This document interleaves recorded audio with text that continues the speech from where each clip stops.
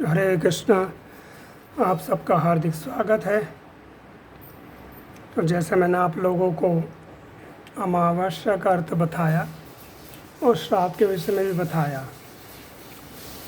वास्तव में श्राद्ध शब्द का अर्थ है श्रद्धा, यानी कि हम श्रद्धा से अपने पितरों को जो वस्तु अर्पण करें उसमें श्रद्धा अति आवश्यक होनी चाहिए, और तभी हमारे पितृ उसे स्वीकार करते हैं। पुराण हो गए, स्कंद पुराण, गरुड़ पुराण, ये बताते हैं कि अगर हम बहुत निर्धन हो, हमारे पास कुछ भी ना हो अपने पितरों को देने के लिए, तो हम एक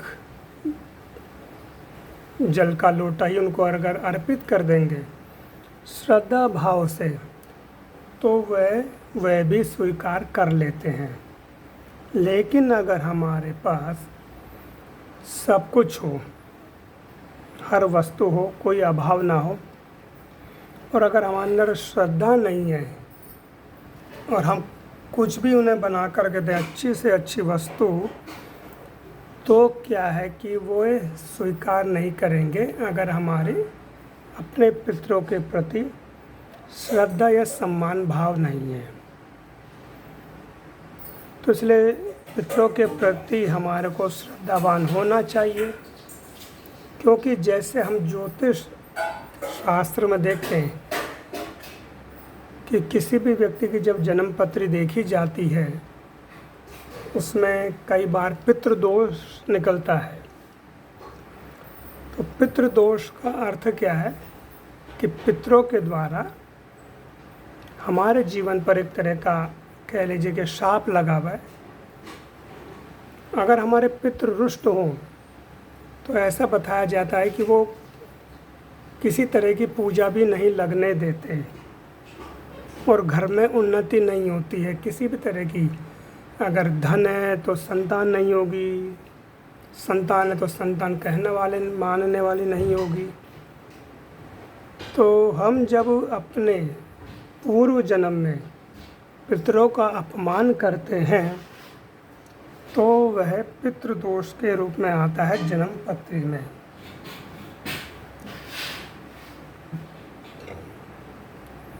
तो यहाँ ये बताया गया, जैसे मैं कह रहा था कि जो हम मृत लोक के प्राणी हैं, मनुष्य लोग हैं, हमारे भी पितृ हैं और देवी देवताओं के भी पितृ हैं।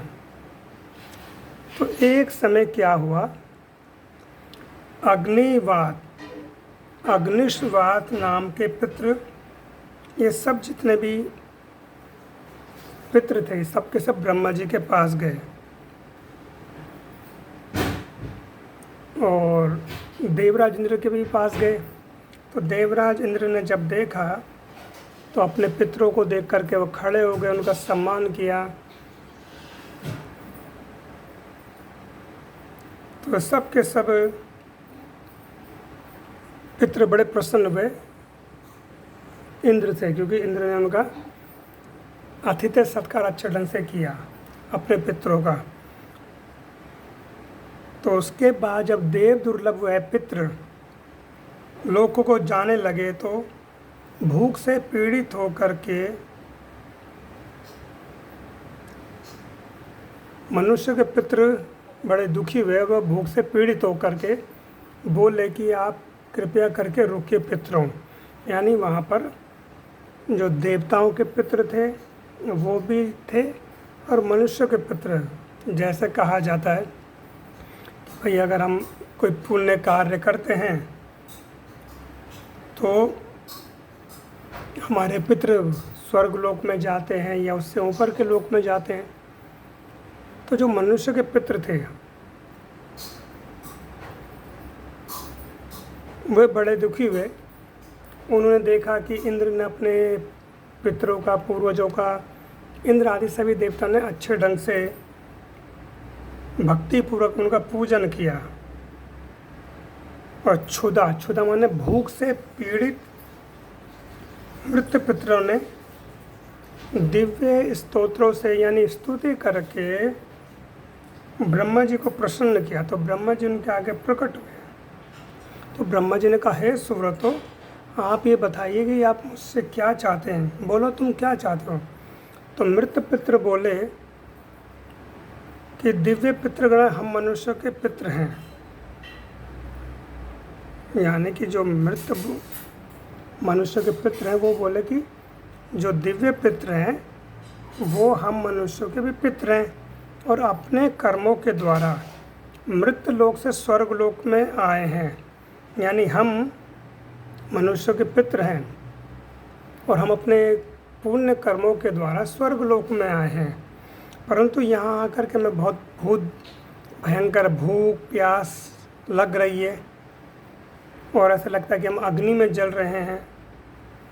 ये जो सुंदर वन है इंद्र का, नंदन वन, यहाँ पर बड़े सुंदर वृक्ष हैं, बहुत अच्छे फल फूल भी लगे हैं, परंतु जैसे हम उन फलों को तोड़ने का प्रयास करते हैं खाने के लिए, वो हमारे हाथ में आते ही नहीं, डाली से भी नहीं टूटते। और प्यास से पीड़ित होकर के, जब प्यास लगती है तो उससे पीड़ित होकर के हम देव नदी गंगा का जब जल हाथ में उठाते हैं तो वो जल का हम स्पर्श ही नहीं कर पाते। इस स्वर्गलोक में कोई खाता पीता नहीं दिखाई देता है। हमारे लिए यहाँ बड़ा कष्टदायक हो रहा है स्वर्गलोक में रहना। ये कौन करे? पितृलोक। कौन से? मनुष्यों के पितृ जो हैं हमारे, ऐसा कहा जाता है एक पितृलोक है, वहाँ के जो स्वामी हैं उनका नाम है अर्यमा, और अर्यमा भगवान विष्णु या भगवान कृष्ण के एक अंश है। उन्हीं अर्यमा के नीचे या उनके अधीन में देवताओं के भी पितृ और मनुष्यों के भी पितृ हैं। यानी जैसे कि हम स्वर्ग लोक देखते हैं, वहाँ के राजा इंद्र हैं, तो बाकी उनके नीचे कई प्रकार के देवी देवता हैं। इंद्र के नीचे ब्रह्मा जी के नीचे कई और हैं, तो ब्रह्मा जी वहाँ के स्वामी हैं। उसी तरह से जो पितृलोक है, पितृलोक के जो स्वामी हैं वो है अर्यमा नाम के पितृ, और इनके नियंत्रण में मैंने जो बाकी आपको 9 नाम बताए पितरों के, जो देवताओं के पितृ हैं वो और मनुष्यों के पितृ, ये भी वहाँ पर निवास करते हैं। तो ये एक बार क्या हुआ कि देवताओं के पितृ आए, तो देवताओं ने उनका बड़ा अतिथि सत्कार किया। तो देवताओं के पितृ उनसे संतुष्ट होकर के जो भी जलपान था वो करके गए। तो वहीं पर मनुष्य के पितृ थे जिनके कि खाने को कुछ नहीं मिला, तो बड़े दुखी हो गए। और वो बोलते कि हम जल उठाते थे, जल हमारे हाथ में नहीं आता है। तो आप हमारी बात को सुनिए। तो वहाँ पर दिव्य पितृ बोलते हैं, यानी देवताओं के पितृ बोलते हैं कि इंद्र आदि देवता भी जब हमें श्राद्ध नहीं करते, हमारे लिए दान नहीं करते, तो हम लोगों को भी आपकी ही तरह कष्ट मिलता है। यानी कि वो ये कह रहे हैं, जब जो हमारे संतान, हमारी वंशज इंद्र आदि अगर ये भी हमारे लिए दान आदि नहीं करते, श्राद्ध नहीं करते हैं, तो क्या है कि हमें भी ये कष्ट होता है।